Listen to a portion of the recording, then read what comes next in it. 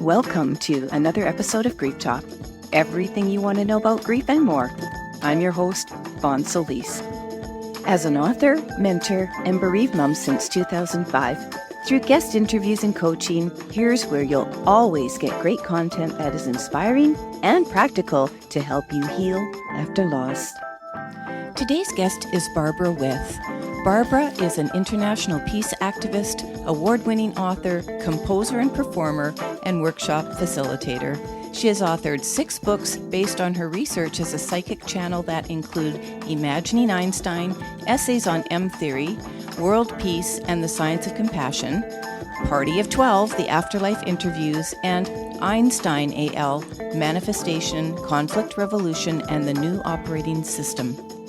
Barbara is the co-founder of Conflict Revolution, based on the channeling of Albert Einstein as a pathway to global peace, and is currently on a world peace tour, seeking the participation of the willing to take part in a worldwide, nonviolent action to end the age of war, using conflict revolution as a pathway to global peace. So, Barbara, welcome to the show. I am so honored and grateful that you are here with my audience today. So thank you for coming amidst your busy schedule. I really appreciate it. Thank you for having me. I'm looking forward to our conversation. Yeah. So audience, we're going to jump to it. Barbara, as I said in the introduction, is a global speaker with her Conflict Revolution. We're going to be talking about that today, Barbara. You've been channeling Einstein for a number of years. And I know that you have some other podcast episodes on, I believe, your website, barbarawith.com, that can take people to various podcasts that you've guested on, where you do talk about your origins in channeling, all very interesting stuff, and your sorority sisters and all that. And so today I didn't want to really focus on that because time is valuable here.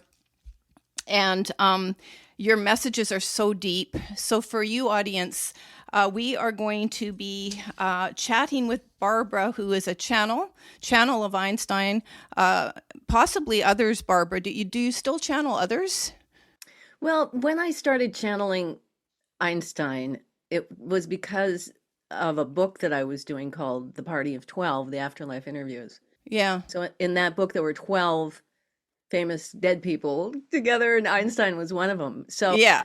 The party has become sort of a moniker for this energy that's been growing since I began doing this. Right. In Afterlife, people die, they find their way to, who wouldn't want to hang out with Einstein, and exactly. So I'm going there. So. Right. And so this is fascinating. And I have heard you speak about your origins with this, connecting with yourself as a channel for Einstein.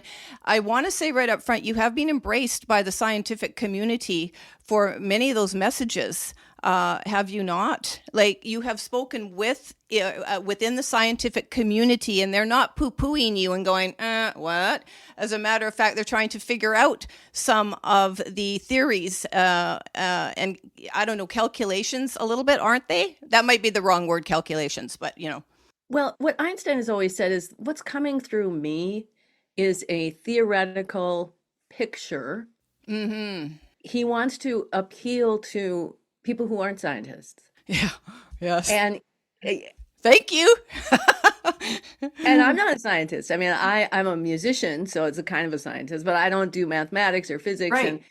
And so when I brought this to people who knew anything about anything, the reaction in the beginning was really, really profound and supportive of what it was. I think it was last April when I was at the Science of Consciousness conference the University of Arizona Tucson puts on, and these were the astrophysicists and the neurobiologists and looking for 30 years for the nature of consciousness. And the people who embraced it the most there were the younger scientists. And I met so many young astrophysicists that were just like on fire with it. And kind of the older, really, really left brain who still are trying to develop their right brain. They were like, well, wait a minute. So I didn't really have a chance to do my entire presentation there, but I got a chance to speak to people. And I had a little poster session where I had my work up and got to talk to them. And I just left there feeling like this is exactly what I think it is. We are so far ahead of anything I've seen. And I've seen Yeah. Nassim Haramein is doing a unified field theory, John Hageland is doing, and they've got pieces of it, Yeah. Yeah. but not this whole picture. But don't you think, and I just want to finish this introduction, but hey, we're going to talk the way we need to talk. That was me kind of jumping on this.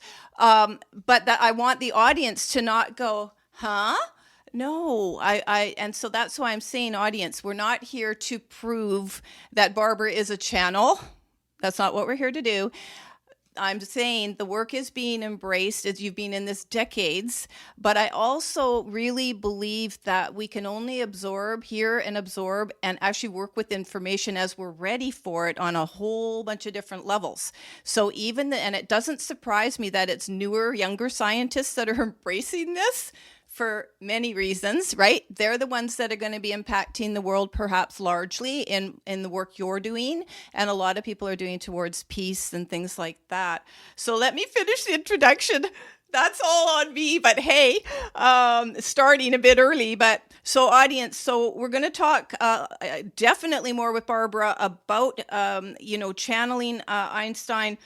She does work as a peace activist, and she is an award-winning author. She is a global speaker for world peace. Now I wrote notes on this so I get it right. Based on the revolutionary system or a new operating system of, I'm going to say being, Barbara, you can correct that if you have to create peace within and as a pathway to global peace. So I just went, wow. And I wrote here my favorite quote I heard you say on a recent podcast episode as a guest was, everything we do ourselves, we imbue into the earth. We can make a difference. And so the reason, audience, and Barbara, that this fits into my Grief Talk podcast is because I really want people, a lot of what I am doing is trying to empower people to step into their authenticity and find their way back to peace and tranquility after any tragedy or any very difficult suffering from whatever that may have been for them. And it is my incarnation purpose, my larger incarnation purpose, to understand that suffering is an illusion, and this all plays part into that. However, the other piece here, Barbara, and what we want to be talking about today is, all of these things in terms of the understanding ourselves as a conduit for peace within and without. Whether it is a responsibility or an obligation we feel, basically to change ourselves and to change this world for a better place. I'm hoping to see it in my lifetime. Don't know if we will, but like you say, it's step by step. And we're going to be talking about the compassion and quantifying compassion. We're going to get into that, audience. A super huge piece of your work that really grabbed my attention. And that is Einstein based, right, on the unified field theory. The compassion is the fifth fundamental. So we're going to be talking about that, audience. And we're also going to be talking about this cross-pollination of energy, vibration, energy. Are they the same thing, vibration and energy, Barbara?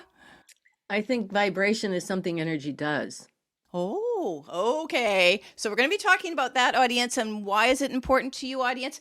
Because if you're like me and you're like probably Barbara and like everybody else who's lost a loved one, you want to know they're okay, but more importantly, that we can communicate with them, or our communication really is real, which I'm thinking this cross-pollinating of energy, which you're going to tell us about, helps us do. In just frequency, right? Different vibrations. So my visits with my daughter over all these years, they really are real, even though I've already known that. So there is an afterlife, and then ongoing consciousness. Do we even really die? I think no. And we're going to talk about that. So, sound good?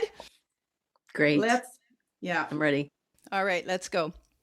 So basically, Barbara, in your work, we'll keep this in your work, and if you want to say personal things as well, but basically, you talk about your work being in, based on, understanding why we're here and how we can have a more meaningful life. And I just want you to expand on that a little bit for why you think that's important, and are you seeing an interest increase in people sort of getting this as, I don't want to say a purpose, but just as something they need to do for themselves? Yes, I have definitely seen an increase in the many, many years I've been doing this. I started channeling in 1987 and started doing my research in 1993 with groups channeling. And what I've discovered through all the years that I've channeled for individuals and groups is that we came here to find meaning. And our culture has distracted us into thinking that we came here to be a life coach, or we came here to make money, or we came here to fill in the blank, all those external things that we do. And we have to do those things. But on a deep spiritual level, we came here to find ourselves and to align ourselves, I think, ultimately to compassion, to become the beings that we have always been meant to be. And when we get that, and I see it in my clients all of the time, often people come to me and say, well, what is my purpose? I don't know what I'm supposed to be doing. And it's like, you're supposed to be learning to love yourself. That is a whole different focus than trying to find out what path you're going to walk down.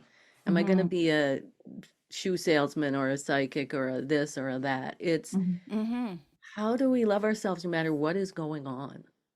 And to me, that is the highest spiritual purpose. And I think that's what Jesus came here to tell us, that we should learn to love the greatest love we could. So when you reframe it that way, it gives people just a little bit of a direction to look within themselves and then start to ask, well, what does that really mean? How do we really do that? Yeah. I don't you find it so interesting that people, I think that's the most difficult thing for all of us, is to just inherently love ourselves.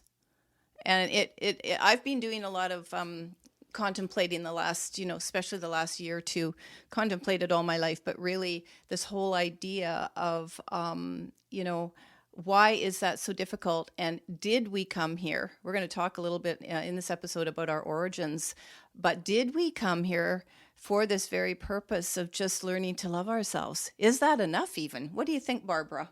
I think there could be no greater purpose. I think that, and as we look at conflict resolution and the kind of the elements of it, you see that Einstein has defined what he says is the root, the root place of every conflict, whether from the smallest one of your own inner world, or the conflicts of you losing your daughter, or the conflicts of the war in the Middle East, or all of them originate in this one relationship between the intuition and the intellect. And when we master that, when we get our intellect, which is where the ego is, right? The intellect is defining everything and all the thought process, imagination, and the ego. And this is the area that actually controls our decision making. So if you're going to turn left, it's your intellect that sends the neurological messages down your arm to grab the steering wheel and turn left. It's not your intuition doesn't do that. Right. Your intuition will impel you to turn left. Yeah. But we've been given the power to say, I'm not going to turn left. And then we turn right.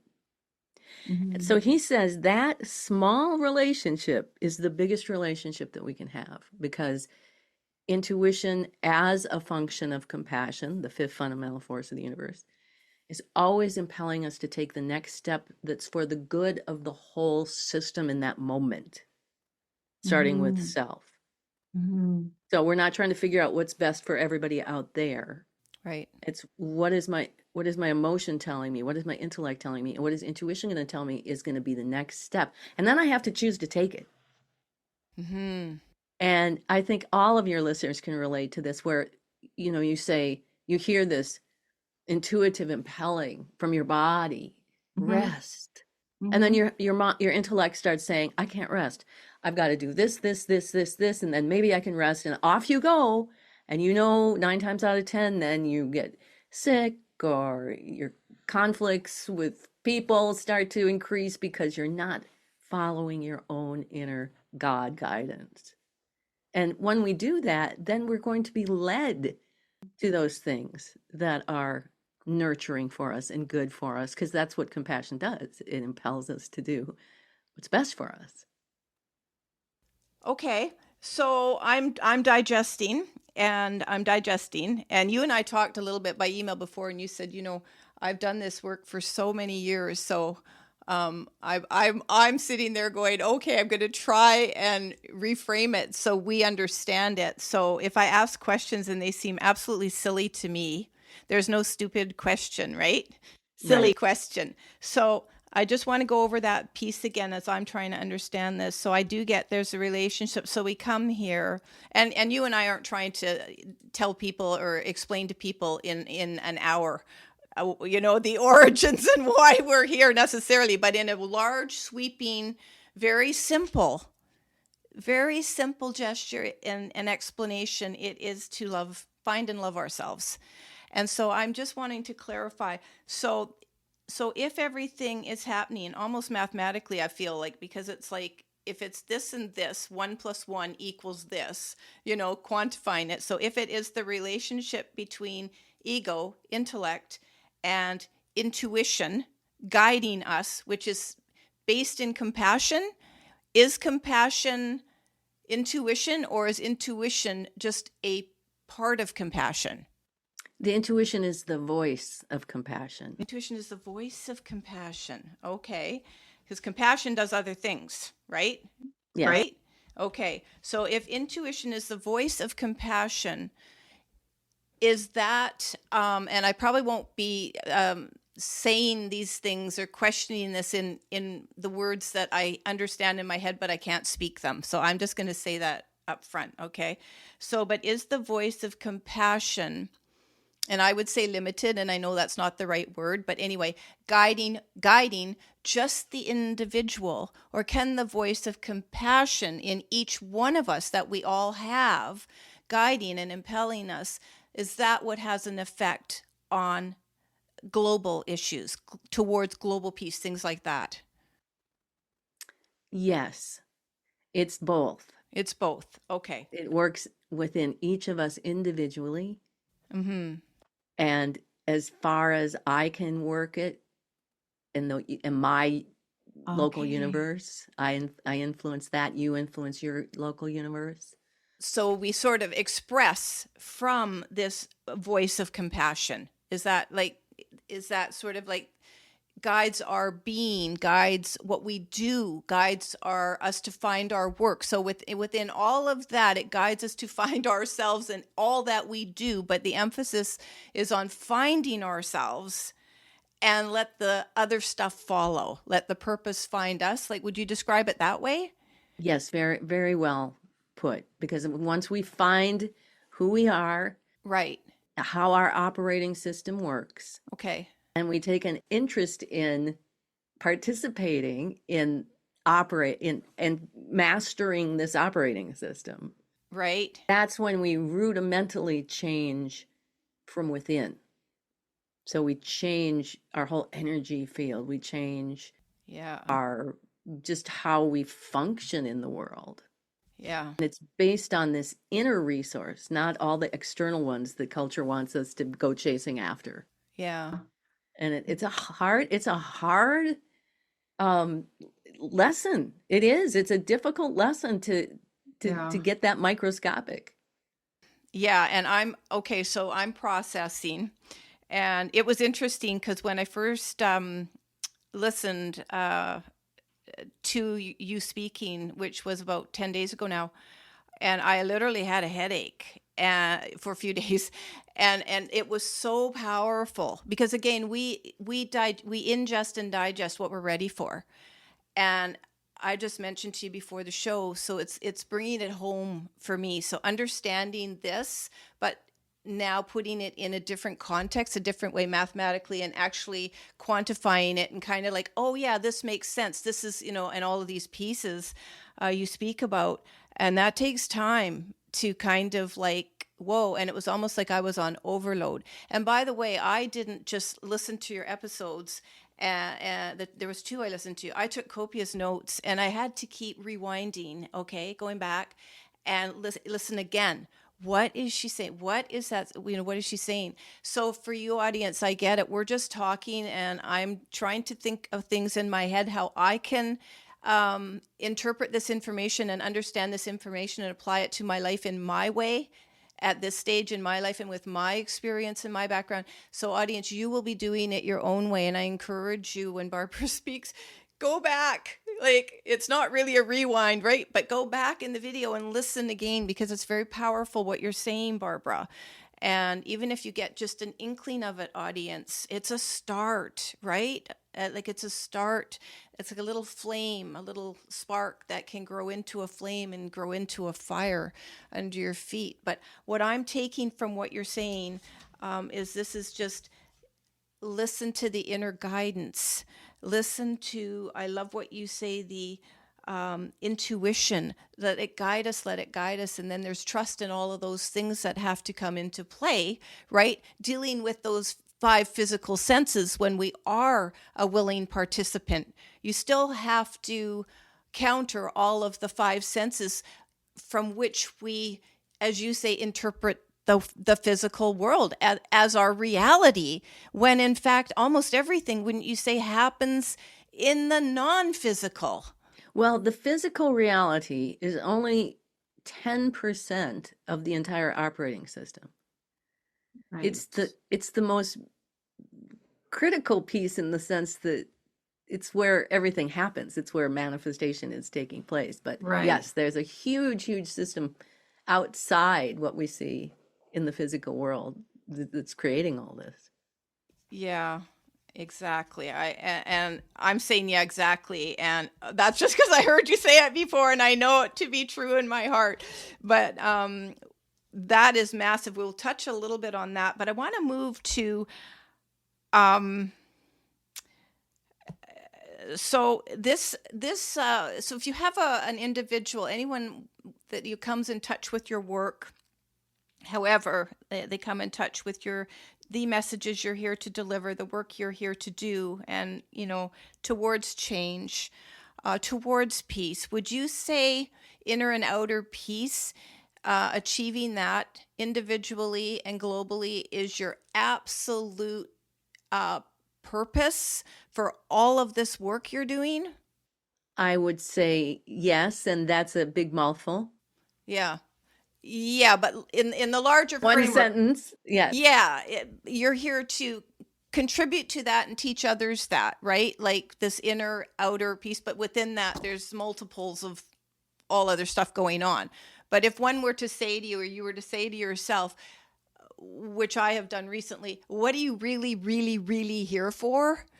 So for me, it's really basically to understand that suffering is an illusion, but that's jam-packed with everything else. But this brings it home for me in terms of understanding the how we originated. I resonate with this very much, center of the earth, all that stuff. I resonate with that very much, but actually having a place to park it.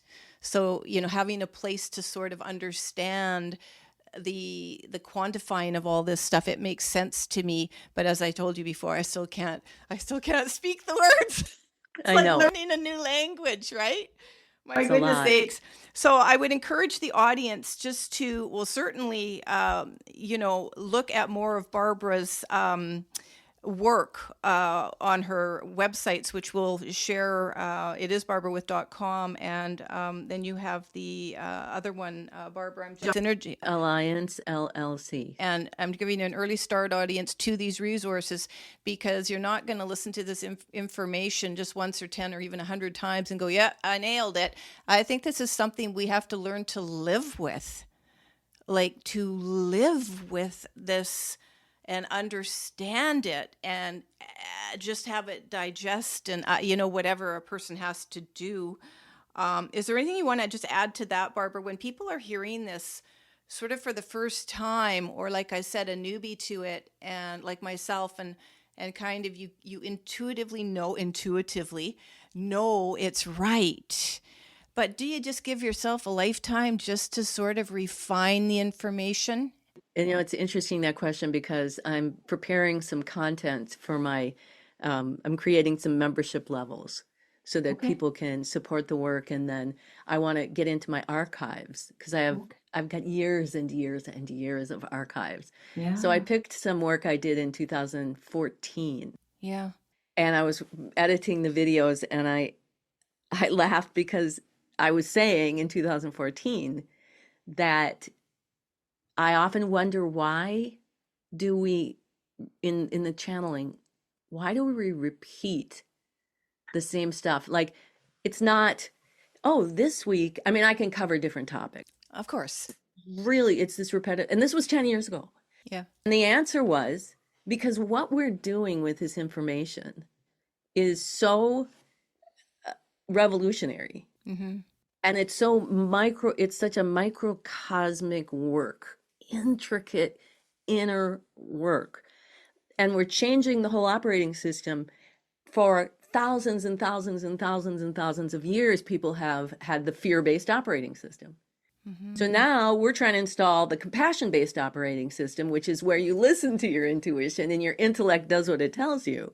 Yeah. And that is a mammoth worldwide revolution. And so I laughed as I was editing, because I thought, it's the same thing. I just said the thing the other day. It's like, okay, here we go again. And they find different beautiful ways to say it, but I never tire of hearing it, because as much as I've been steeped in it, you have a headache.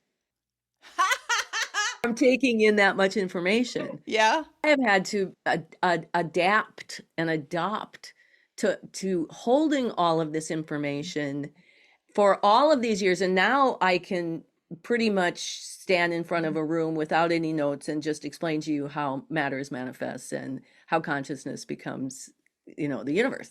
Yeah. It's like this. And it's taken Yeah. forever to do that. But I'll never stop studying it, because it never stops revealing more of the operating system and then inspiring me how to master it. Well, let's talk about the operating system.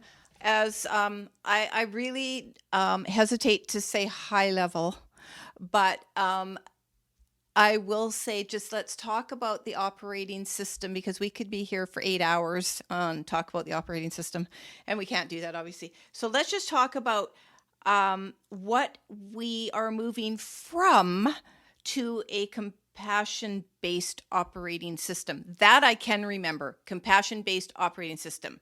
I can remember all that. So what are we currently functioning from? What is our system? So in the very, very, I'm going to just go to the basics. Yeah. We work with what we call these 3 human dimensions: intellect in your head, intuition in your heart, and emotion in your solar plexus. And those are the 3 dimensions that we train people how to understand the mastery over, and then their relationship to each other. And we do that using a witness. So we cultivate this part of us that can step outside in the morning and say, okay, now today I'm going to witness. I'm going to watch myself. I'm going to watch what am I thinking?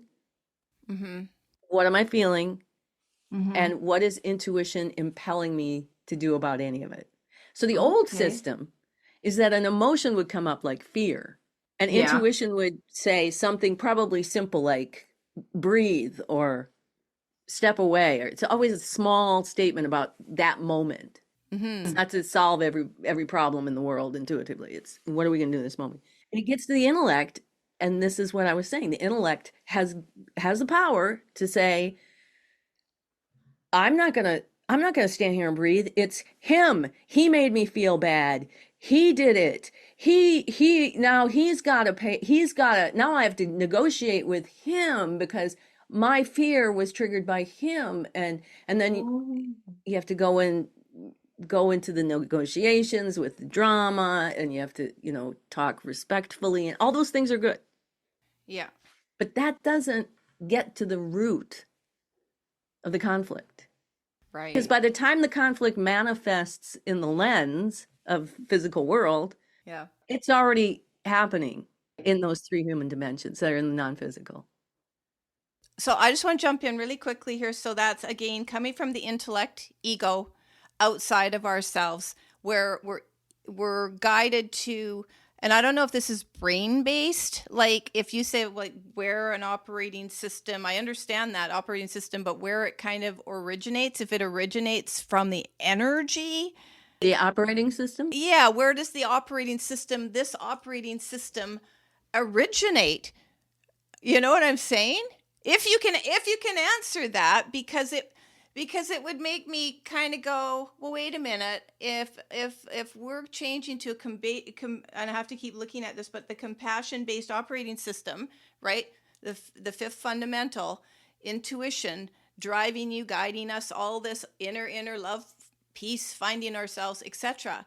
Why? So this comes right back to the question: why are we here? And so it's almost like the current operating system is intentional for us to transform to the fifth fundamental, the compassion-based operating system. Is that it?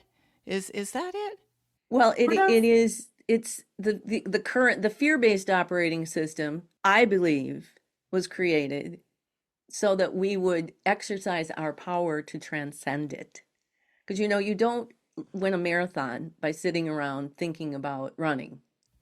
Right. You have to get out and run. You have to do it. You have to make those decisions. You have to use your self-will. You have to inspire yourself to go do what it takes. And that's what life is like. We've come here with this. Everybody has this bucket of whatever, karma, energy, and it is what it is. And if we, I can't ask, well, why did I get this? And why was I born? It's like, no, what was I born with? What was I given? Yes. How do I reach my fullest potential? Yes. I think that's the purpose of the fear-based operating system. It's like the structure with which we're going to work to make that change. And such the important piece is our willingness to make the decision, to take the action, because no one can force us. No one can force us to change. We have to make that decision. And that's where the power lies, of course. But you were talking about the origination of the operating system. Okay, I'm going to tell you very briefly, and then you're going to have to listen back. Yeah. First of all, remember that at the root of everything is a mystery. Okay. So nobody really knows. It's a mystery. We accept that. It's a mystery. And that humbles us. Like, okay, but what do we think it is? So what Einstein says is compassion, as the fifth fundamental force, interacts with energy. Yeah. And that creates consciousness. Mm-hmm. And then consciousness interacts with what we call the math. The math. So the structure, the table has a math. It's this high, it's that wide, it's in this space time. So consciousness interacts with the math to eventually create the mass. Okay. The separation, the physical world. Yeah. Okay. I know. I know. I get it. Separation equals the physical world. I get it. I'm writing down. Audience, I'm writing down. I hope you are too. Okay. So we're just touching on things, but you see, even understanding everything we've talked to this point and just touching on it. Okay, we can go super deep. You could go super deep, et cetera, et cetera, et cetera. Even get into the mathematics and physics of it all, et cetera, the quantum stuff. It's just to kind of, maybe awaken it in somebody in whatever way they can be awakened. And you know what's so interesting is I'm coming across more and more articles from scientists they're studying consciousness. And I just had an article come across my news feed early this morning, and the scientists were so excited because they've now got some kind of proof of consciousness. You're probably aware of this, but I didn't read the article at this moment because I've seen it a couple times earlier this year, and one not too long ago where scientists have found something to sort of, I'll just use the word quantify dark matter. And so they're looking at these things and getting excited. And based on the way we still view ourselves and the world from the five senses, we need this type of work I would offer. I'm not a scientist, but to kind of prove to people, right? Because in our five senses framework, we have to see it to believe it, right? And that isn't the case. When all of this stuff is happening way outside ourselves, right, Barbara? Well, and inside ourselves. Inside ourselves, but we can't see inside ourselves. So if I say to you, what is inside of us, Barbara? What do you mean when you say inside of us? How are you going to answer that question? Consciousness? Like what? Heart? There's inside. Mm-hmm. And then there's outside, Mm-hmm. right? Mm-hmm. Easy to understand. Inside of us is the non-physical. Exactly. Outside of us is Mm-hmm. the physical. Right. So what's inside of us Mm-hmm. is this non-physical operating system, energy systems, pieces of it, like the 3 human dimensions and other things that allow compassion in the void to interact with this energy and then create this consciousness that comes out and interacts with the mathematics. So my consciousness is interacting with my compilation. They call it like a particle. It has all the math of everything that I'm experiencing right here. So that happening in the center of the earth, all of that mysterious compassion doing that, Yes. sends a gravitational wave through the earth, the inner world of the earth, Mm-hmm. and then it bursts through into the outer world, the external world, creating your body. And you're in what we call the lens. So now we're in the lens of the physical world, and we'll be able Yes. to see the separation. So Yes. it started in my compilation as mathematics that, there was the chair and the light, and they all had that.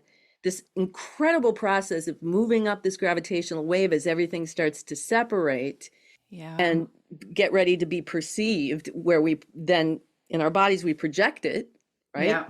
In me, it's I am a chair, and as I revolve it and project it, it's that is a chair. So it's a huge system, and yet I think even it's hard to, when you're first hearing about it, it's like, what? How do you put them? But when you really superimpose the planet, Mm-hmm. you're using, this isn't just like some rainbow bridge is somewhere, or there's the whatever they call, spiritual Yeah. stuff. It's like, no, here's the earth. Here's the center of the earth, and this is where we originate. And here's an actual gravitational wave that goes to the actual surface of the earth. And so we are the earth. And that's why I say when we do our work, because those 3 human dimensions exist between the source in the center and the lens in that part of the earth. So when we do that work, we actually physically change the earth, because we are part of the earth. Yeah. We're part of creating the physical world of the earth. Yeah. For the audience, Barbara has done more work on this as our origin at the center of the earth. Did you say it's like dark matter? Is it dark matter at the center of the earth? And we're not going to be able to talk a lot about that today, but what I'm just wanting to feed back to you. So I love what you said. Let's just go back to help the audience, that at the root of everything is a mystery. I don't think anyone would deny saying that. Where do we go? Where do we come from? No one knows, etc. But in this work that you do, actually there is an answer for that. Here's where we come from. We come from dark mass at the center, or dark matter at the center of the earth. I'm paraphrasing back to you in this very newbie brain of mine. Doing well. Thank you. Understanding this. And I get all that, and we can interact with that energy and do interact with that energy the more that we're in touch with in ourselves based on our intuition guiding us to find that and change our energy and etc. I'm just really loosely feeding this back to you. But it's when we talk, I think what's really important for me is the operating system and the change to the one from a fear-based operating system. People can understand that. People can definitely, oh, I get it, fear-based operating system. And then within that, we can dig into it's based on intellect, ego guiding us, and everything happening outside of the body, blame, judgment, all these lower emotions, because you said within that we've got intellect, intuit, emotion. But in that's just packed. We all know ego is largely packed with negative emotions. It can be packed with positive ones too, but there is a gain, and it's usually from external pleasures. Things that are external material, we can see them. I can show somebody I got a flashy car, big house, money, etc. None of that's happening inside of us. It's all to basically prove that, we're at the top of the game in this fear-based system. We are succeeding, right? That's how I'm sort of seeing it in my head. But within that, we've got the intuit, the intuition, which is what can lead us and does lead us to change to the compassion-based operating system. So we can choose, we can become willing participants and choose to live our lives based on a different operating system, the compassion-based operating system. Not simply, let me rephrase that. By doing the hard work of what we started this conversation with, going within, finding ourselves, loving ourselves, being guided to what we're here to do on the planet, and choosing to be a different way, to function, or I use the word function, but that's maybe not the right word, vibrate, be from the compassion-based system. Have I kind of got that sort of, would you say that's kind of, you can understand that I'm saying that. I'm trying to make this as like writing on a whiteboard for people. And I don't want to give the impression that if you have physical possessions or manifestations or a fancy car, is that what you want, or is that what you tell yourself you want? So you were going to say the impetus to create that in your life, check that, understand. So I agree with you, and we should be living wonderful, beautiful, rich lives in every way you can imagine it, but not just to prove your worth or all those other things that's wrapped up in ego. Did you want to add to that? Well, my example is always when I was very, very young and I was a musician. I was writing music when I was 12, and I went out on the road when I was 17, and all I ever wanted to be was a rock star. And I put every possible thing, I gave my whole life, 150% of my life, my thoughts, my feelings, my senses, my actions, for probably 20 years. And while metaphorically you might say I had experiences like a rock star, I never became a rock star. And when I was 20 years into it, I thought I was a failure. Now that I'm nearly 70, I look back and go, thank God I never fulfilled that dream, because I didn't want to go in that path ultimately. I didn't want to live in that lifestyle. Yeah. But it was driven by that kind of emptiness inside and the need to prove myself in the externals. And we fill that up and we self-love, and we find the love within us that we're looking for. Then we don't have that need to go outside ourselves and drive ourselves to prove ourselves. And I'm very much a minimalist now. I want less. Me too. As you're talking though, and again for the audience, I have one thing to say to you, Barbara. I actually think you are a rock star. Thank you. Thank you. Yes, I have become a rock star. You are a rock star, just maybe not with an instrument, a musical instrument in front of you, but no question about that. So it's how we want to think about rock star, right?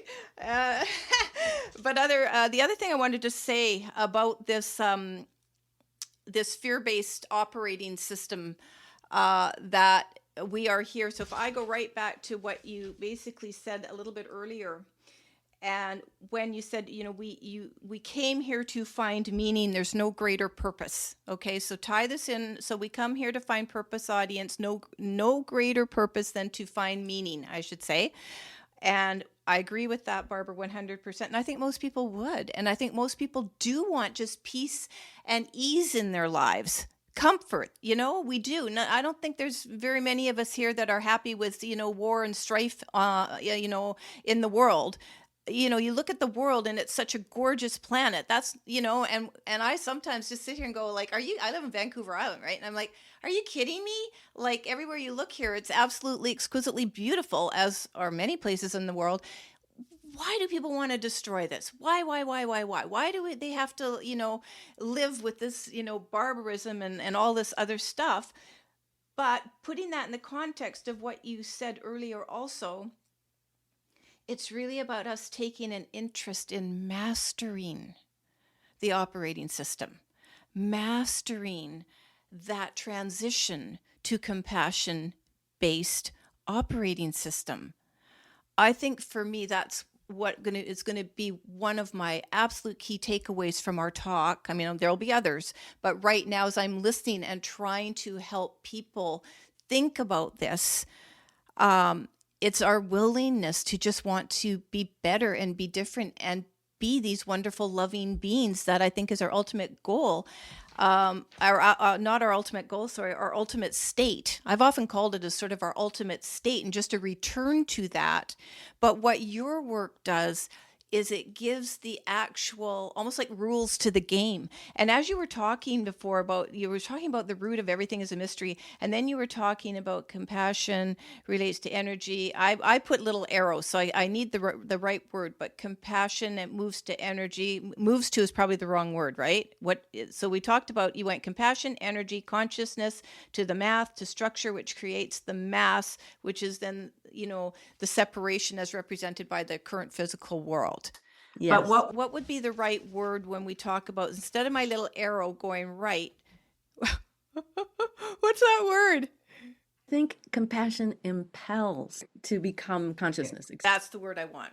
And I can deal with that. And I can keep looking at that. So what that does is it gives me a structure to understand all of this stuff I inherently, and millions do, know as the way we don't want to live and the way we do want to live.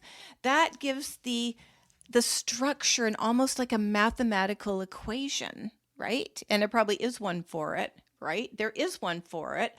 I won't be writing it, but there is one for it. Right. So that's how, to the point that we've talked in this episode, we can quantify compassion as the operating system as one from ego to compassion, where you can have everything you deserve and already are at our core, center of the earth core.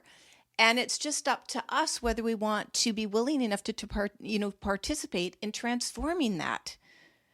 And as you were talking a little bit, and when it started about, well, at the root of everything is a mystery, I had this little chuckle to myself because I thought the whole thing is a game. Like, it's like a game. Life is like this game. And if you succeed and get to, what is it? Boardwalk or whatever, you win the prize. And that prize being your life, your life on your own terms.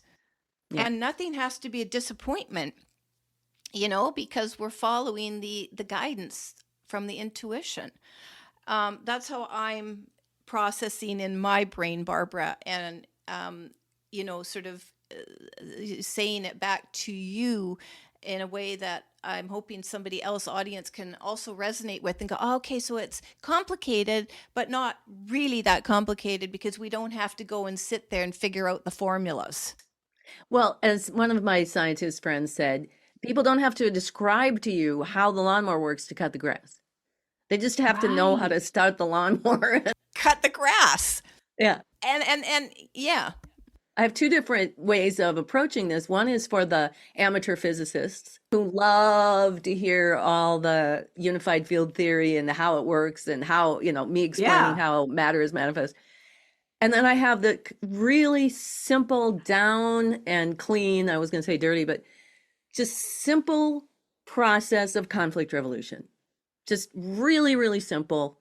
It's hard to do because we have been raised, I think probably anybody who is listening to this, no matter how old you are, we've grown up in a society of propaganda. Propaganda that has taught us that making money is the first thing that we have to learn how to do. And granted, yes, we have to know how to sustain ourselves. But really, the first thing we should be doing is figuring out who we are and what kind of world do we want to create for ourselves? What kind of world do we want to go into? High finance? Do we want to go into horse training? Do we want to be a psychic? Do we want to be a Wall Street, all of that stuff? Mm-hmm. When you take out the intellect that's telling us, driving us, here you have to, external things will fulfill you. Money's going to be your source of safety, all of this, and go back to the inner world of who we are, what we need, what are our special needs. I have special needs.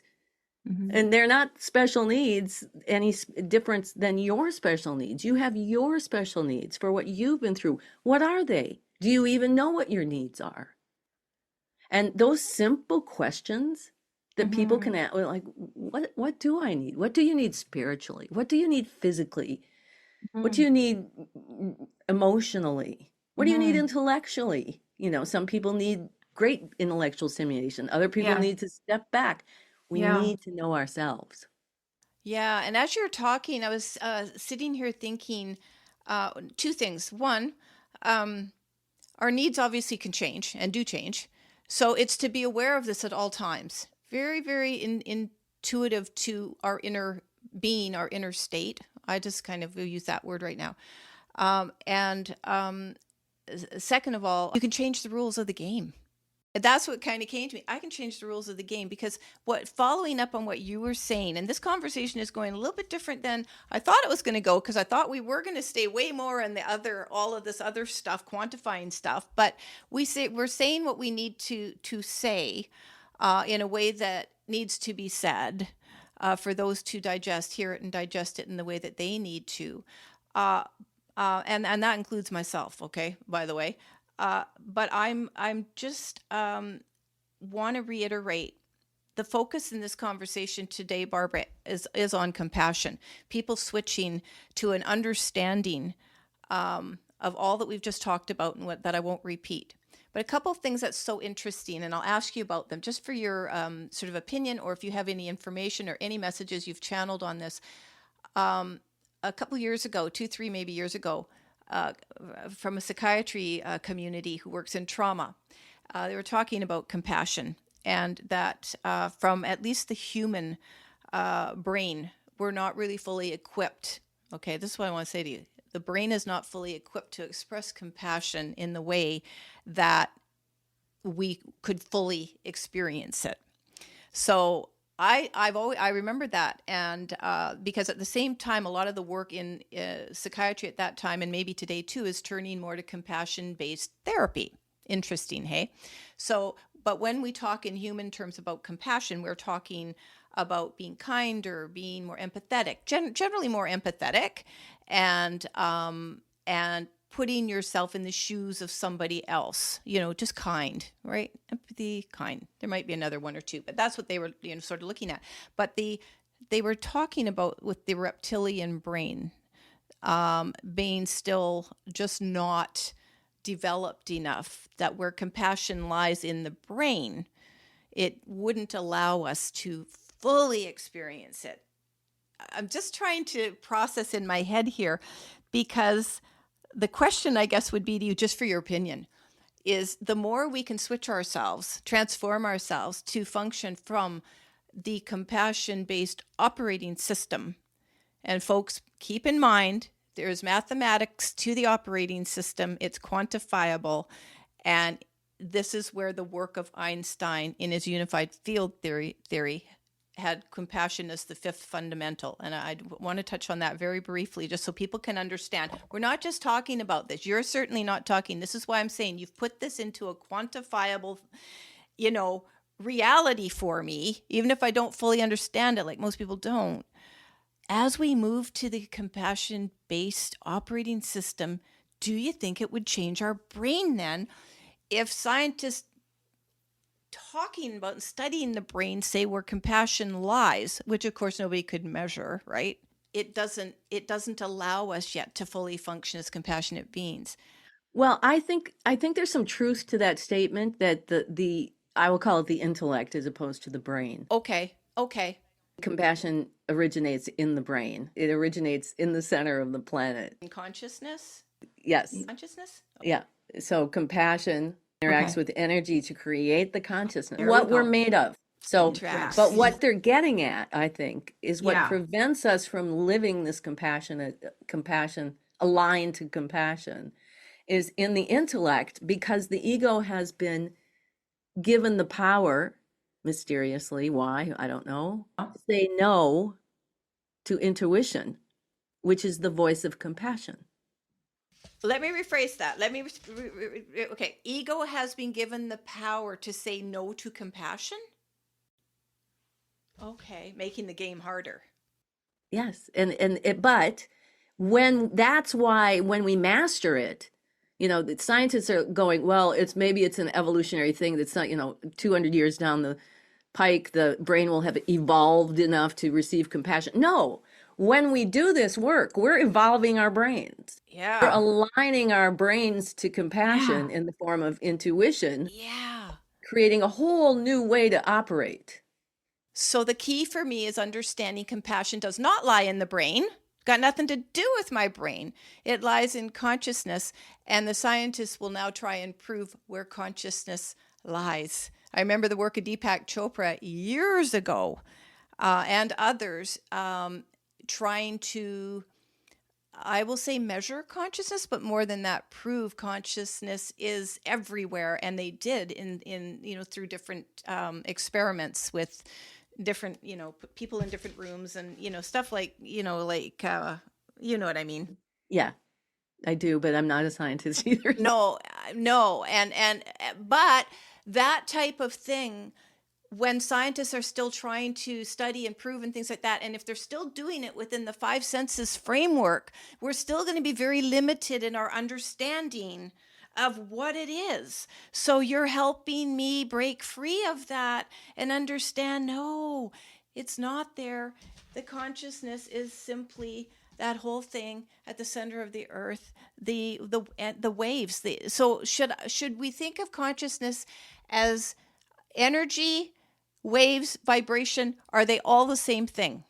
Well, it's all part of it. It's all part of the having this human experience. Right. That there I just did a channel, in fact, that said everything vibrates.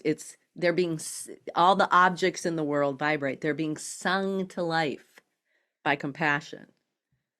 But it's what frequency, like this glass has a different frequency than this microphone, and we tune in to that frequency of glass. So it's vibrating, everything's vibrating, but they each have their own frequency that identify them in however this magical way that we have to be alive. The more we talk, the more I'm just astounded that we're even having a physical experience. It's such a miracle. It's such a mysterious miracle that we take for granted, I think, most of the time. I have to write that down, though. Vibration is being sung to life by compassion. All the physical objects in our world are being sung to life, which is the vibration, by compassion, and then imbued with their own frequency to have their own identity. Wow. Okay, so I'm going to be digesting that. See, this isn't going the way I thought it was going to be going. Well, But- come back and do then another one. Yeah, so that's okay. This is going the way it needs to go, and what I need to hear and what others who are going to hear this are going to hear too. But I did just want to quickly, before we sort of get to your, I would really want to end with cross-pollinating of energy. And I feel like we've barely touched anything, but I know when I listen back to this is going to be packed with information. But I did want to just, to help people understand the quantifying of it, because for me, this is what makes it real. Quote unquote real. Okay. And it was wrapped up in the work of Einstein and his unified field theory, which is his unified field theory the same as map of human consciousness, or are they two different things? The map of human consciousness is in the unified field theory, and he In the brings it unified. out because you can't have a relationship to the physical world without being human. Okay, so everything you've just talked about this episode, I want to wrap it up to finish this piece of it in the four fundamental forces. That my understanding of it, compassion is the fifth and is responsible for all of creation. And I think you've made that pretty clear. We now unraveled that in the episode for me, how that happens, how it actually impels, you were saying, the creation of the physical world based on utilizing the three influences. And those three influences, if you want to talk about them, because I had them in my phone, but for my audience, so everything you've talked about is making sense. And then you say, okay, well, how do you know that's true? How do you know that's real? Because Einstein's theory showed we could quantify compassion as the fifth fundamental force. Have I got that part right? Yes. And compassion impels all creation by utilizing these three influences, which is, you say, impels energy to step out of the nothing into everything.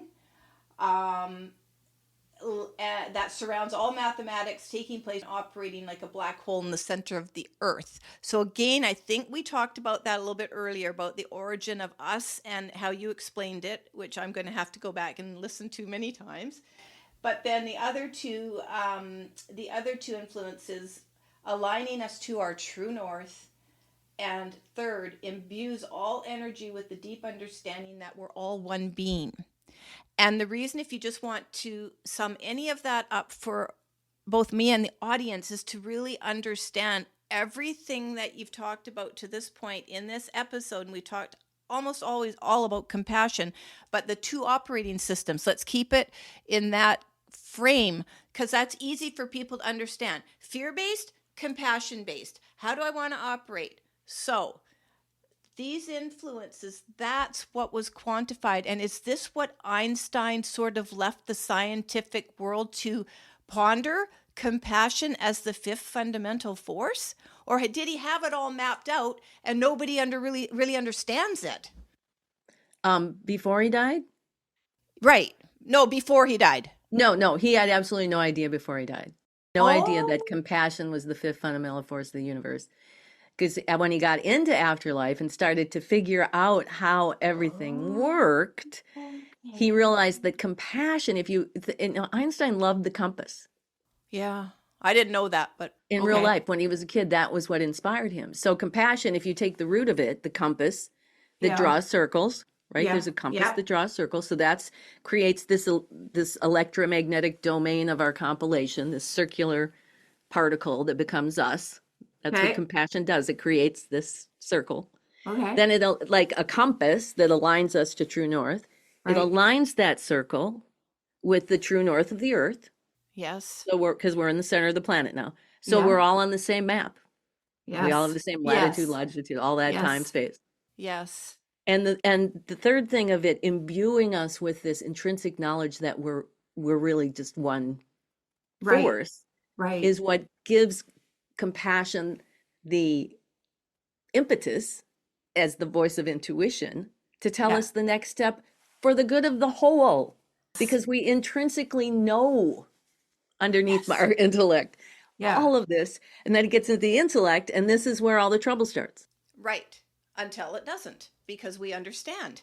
Right. So my question, Master. so the more we master this of transforming to the compassion-based operating system, do we feed that energy back to the center of the earth? I know you said we can work in that center of the earth, and ultimately, well, okay, does it just change that energy?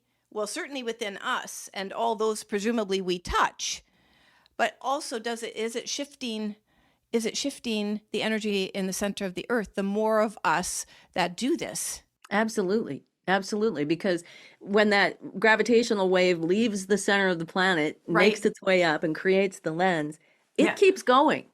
Yeah. We have our body in the lens, which, by the way, he says the interface between the non-physical and the physical is the hippocampus. Okay, that's the link to the physical and non-physical is the hippocampus. Yeah. Okay. So the wave continues to the edge of the Earth's electromagnetic field, because the Earth has this electromagnetic field that flows through the North Pole and through the South Pole, and it flows back up and it goes down into the center of the planet, back into the source in the center, back into your compilation to begin again, and it spins at the speed of light squared. Right. So it's like a movie projector. Right. The film is, and it's projecting. So when we're in our physical bodies and we're making these different decisions, like I make the decision, instead of lashing out at this person or blaming them or projecting, I make the decision to step back and take a breath and be a peacemaker. That decision becomes the math of that wave that then comes back around and goes into the planet and comes back to me. Right. As your reality. Doesn't it come? Yeah. Well, does it come back to you as you're creating your reality then? Yes. And you see, one thing that people have such a hard time understanding, those that are poor, me, and I have such a hard life and whatever, they really are missing the whole thing. In a way, if we can even impel ourselves to function, to be, to have, to develop, to align. I'm trying to find the words, as you can see, with a compassion-based operating system. It doesn't even have to be about us. It's about the oneness of us. And so there are many, many components to this. But as you were speaking, in the minute you said movie projector, I went, well, that's the movie we see for our lives. So in that sense, what we're giving back to the center, the origin, it's coming back at speed of light, whatever, however fast. My movie's coming back to me and presenting me with the life that I am basically creating from this energy, right? Yes, and that's why I have found that I can be fully human. I suffer. I get poor me. I had a reading once by someone, and they said, "Oh, Einstein says you're a whiner." Yeah, I'm a whiner. It's hard sometimes. I cry sometimes. I feel hopeless sometimes. But in the bigger picture, when I have a gratitude that this is part of this bigger journey that I am on, that I have been given, that I'm creating to master this, and this is just one more step, like you're training for a marathon, and sometimes at mile 19, at month 4, you hurt like heck, but are you going to stop and whine and cry and not go on? You can. Sure. Or are you going to stop and whine and cry and then get up the next day and go on to continue on your mastery of whatever it is you're doing? You can do both. You can love every part. Yeah. Even the most unlovable parts you can have compassion for. Yeah. You know what? We give ourselves permission, but at our core, once we've started this transformation, Barbara, even though I started mine years and years ago in the early 80s, you can't turn back on it. You just can't. You can't. Once you've got knowledge, you can't. And now it'll be so interesting to see what the heck happens to me with all tying it all together like this. And I don't know. I'm like, God forbid there's more pieces. I'm actually doing acupuncture, which has taken me to this dimension. Physically and spiritually on the table. And I come away like very, very impacted by it. And now I know where I'm going. So I want to, we're at the top of the hour, and I don't want to let you go, but I know I have to. And you have made this so interesting and clear for me. I want to leave one last thing about the operating system, though. You talk about waking up in different parts of ourselves in the non-physical world. So I want the audience just to understand that, changing the thinking within us, the consciousness, and relying on intuition. I love you had said this, and you may not even remember you said it, but you said it's like waking up in different parts of ourselves, meaning there can be parts of ourselves vibrating. And I want to just really talk quickly about cross-pollinating of energy, because all of this ties into that. You were talking in another episode about like the afterlife, ongoing consciousness, waking up in different parts of ourselves. So in other words, time, space, because of how all of this works, it really is true. We can astral travel, right? is this the space we visit with our loved ones in spirit? Because this whole world makes understanding our loved ones who have left us physically are merely like right here. Yep. Right? They are also a string A string. that starts in the center of the planet, works its way up. Yeah. Now, what happens is, very briefly, is that when we have these bodies are created, which are Yep. giving us the earth, these are projection. It's made to project the physical world. And so Right. when we lose our bodies, we don't Yeah. lose the spinning string. We have all that information, all that, we live forever on this spinning string. Spinning string, yeah. And so when Einstein is working with me, he has Yeah. his spinning string, I have my spinning string, and they overlap and they become, because they are energy, right? Yeah. Consciousness.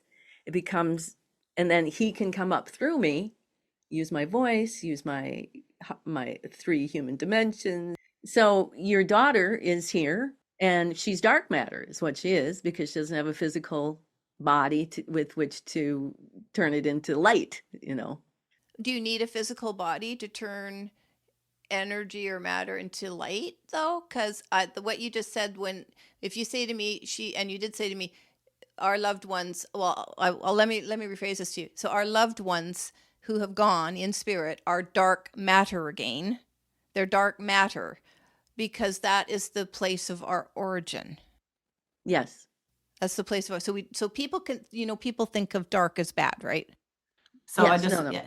It's not bad. So dark matter's not bad, people, right? So, and it's not that dark matter is not made of compassion. Everything's made of compassion. Everything's made of compassion. It's just that when this non-physical world Mm-hmm. gets to the surface of the planet, is going to create the lens, let there be light, right? To create the world. God said, first came the sound, first came the voice of compassion to make the command, let there be light. Mm-hmm. Then there was light that created this physical lens of the world. And in the physical lens of the world, it's at light speed. Yeah, light speed.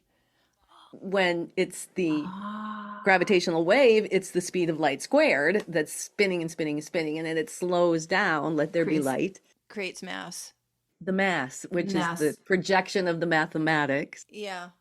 Including everything, people, our bodies, everything. So I just want to really, we're gonna close this off, Barbara, but I just want to really end with, so I can understand. And so think about dark matter. So when it comes to our loved ones, and most of us want to think of them as angels and pure light and all of this stuff, and for people who are lucky enough to have visits with loved ones, and I've had years and years and years of visits with my daughter right from hours after she passed.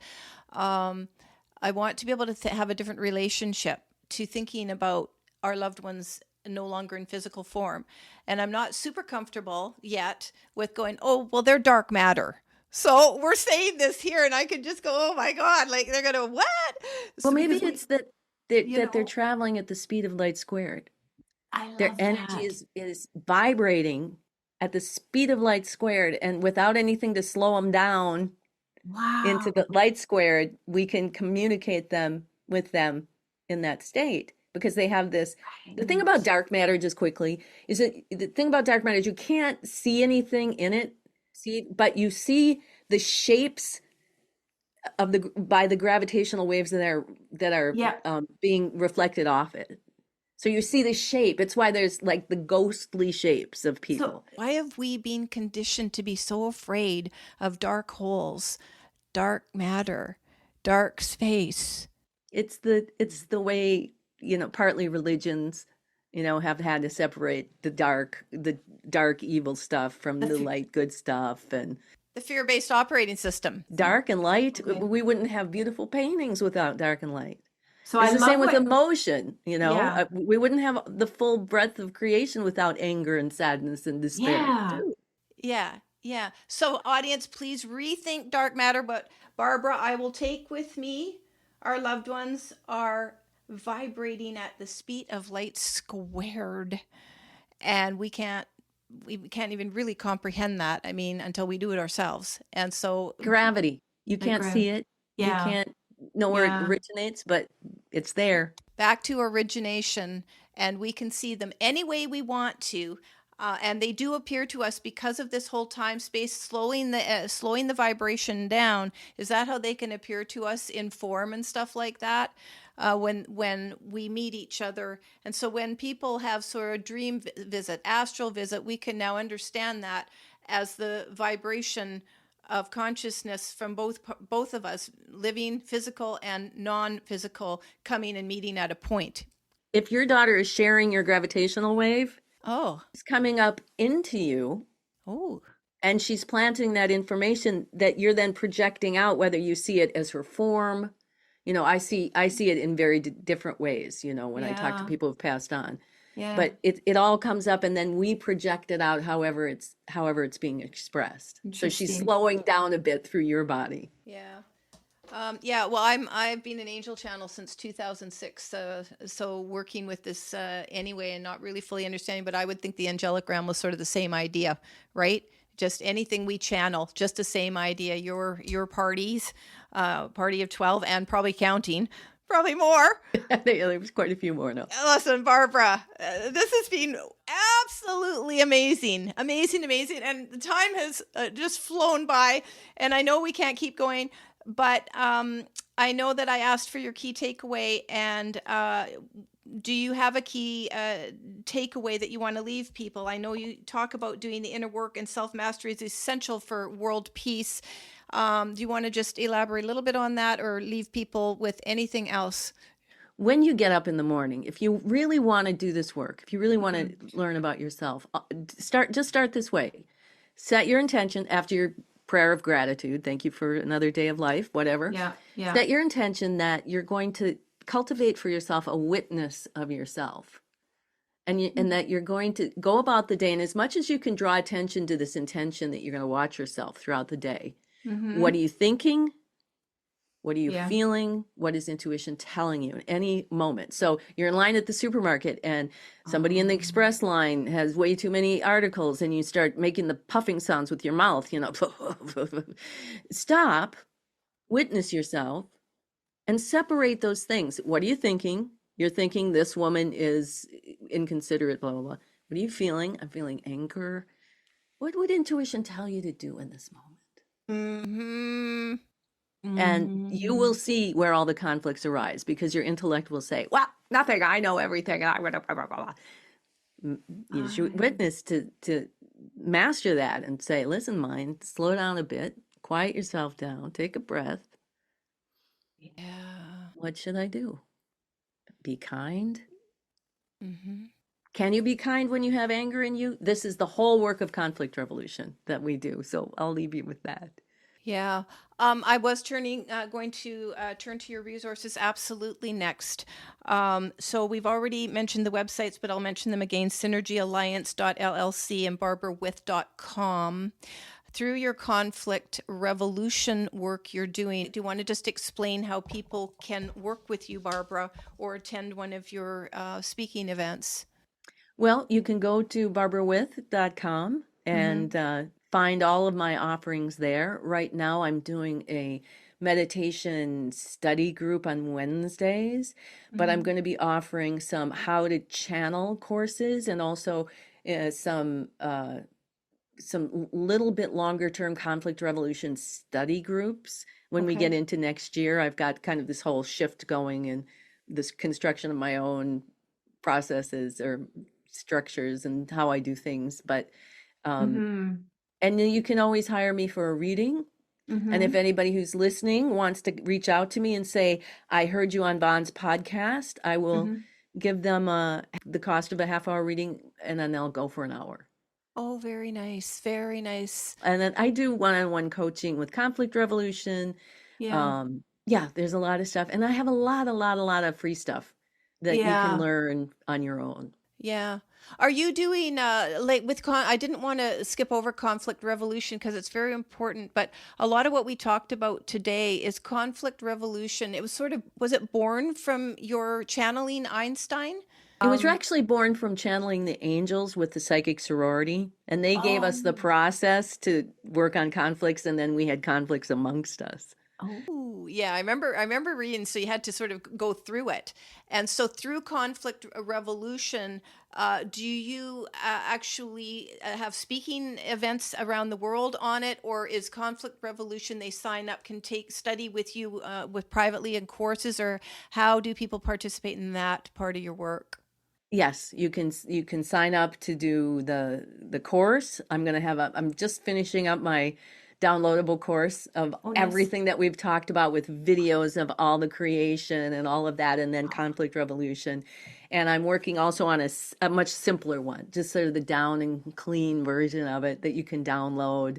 And so this is all in the works right now. And then when I leave on my world tour, it's spontaneously, I've got some speaking engagements at in Duluth and in Minneapolis, and then as I head out, I have invitations that'll start forming up, and those will all be Yeah. on my website. And if you want to bring me to Yeah. you, I can channel Yeah. Einstein, I can do conflict Wow. resolution. Well, that's awesome. So you offer so much. I am totally in respect of the energy that you give to all of your work, Barbara. And yeah, I just like really respect that. And I'm so grateful that our paths have crossed. And I'll be digesting this, like I say, forever. And I'll also check out your website to see if there's anything there that I'm interested in. So, audience, I hope that you've enjoyed this conversation with Barbara. I know I have. And Barbara, just thank you again for sharing and putting things into sort of, I don't want to say concrete, but more structured terms for certainly me to understand. And I'm sure this is going to help a lot of people understand that too. The root of it is just be compassionate people. And, this episode has taught you really the steps to, I think, really do it, quantifying it and actually being able to do it and call that witness for yourself. I love that. And I will remember that too. I mean, I don't live in conflict very much anymore. But this is still another way for someone starting to, as you say, cultivate a witness and, well, what's going on here? And, because you don't need to be in fear about anything when you come from a place of love and kindness for yourself and others. That's what I want to end with, right? Yes, thank you so much for having me, Vaughn. Amazing. Thanks, Barbara.